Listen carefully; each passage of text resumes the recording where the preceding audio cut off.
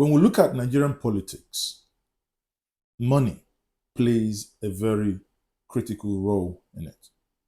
And you, I would say, was a civil servant that served within the Nigerian army.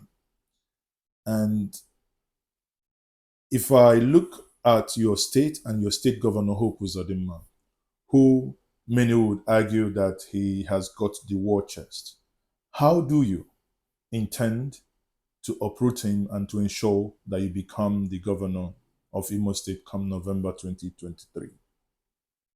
Thank you for this question. I won't go into the strategies and its implementation. But what I want to tell you that you have money power and you have people's power.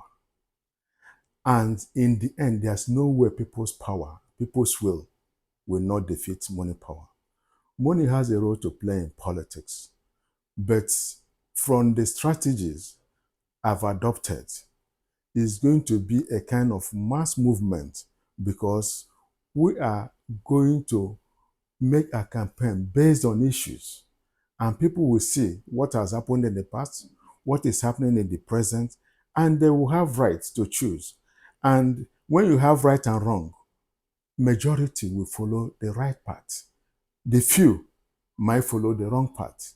What is happening in Imo State is that no matter the money you throw around, people will take the money and do the right thing.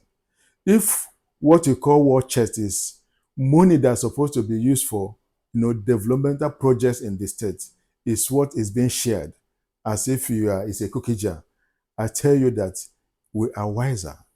Imolites are wiser, and they are yearning for a new leader in Imo State, and I represent that new leader and leadership.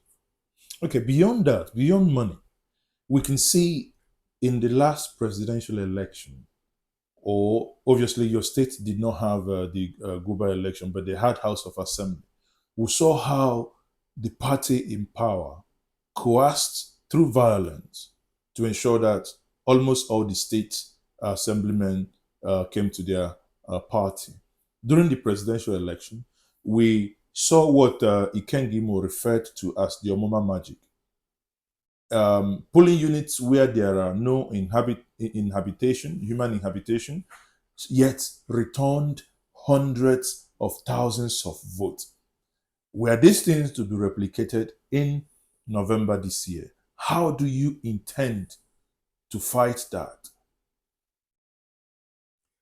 Thank you very much. I want to state emphatically that the person that will be contesting the 11th November 2023 elections under Action Alliance is Major General Ogunewe, retired, MFR. Mark my word, every vote will count. Their votes will be protected. Even the government in power now in Imo State, they are very much aware that votes will count and it will be protected. If you see the movement of the governor, read his body language, he knows that. So it's not going to be business as usual. Ojukwu wrote his book, he said, because I'm involved. Because I am involved, our votes will count and it will be protected. I'll stop there. So, are you going to use the military powers to protect the vote? I told you that the people's power is more than any force you will have in the world. The mass movement, the people's power. And let me tell you something. All the institutions that were involved in the election will do the right thing. They will do the right thing. And when we start off our campaign formally to being on the ground, you see these things unfold. Mind you, Imo State is a standalone election. So all the resources to ensure a credible, fair elections, will be available. I don't want to talk about strategies I have, which you start seeing as it's going to unfold. And we are going to make the necessary appeals to ensure that the right things will be done. And certainly it will be done. Many would then argue you have an impressive resume, and beyond the resume and the qualification, I piggyback on this. I somewhat touched on it before, but the question is, what makes you believe you are the best governor that Ndimo can have in 2023? Resume apart is what you see on paper. But character is what goes beyond what you see on paper. Character is futuristic.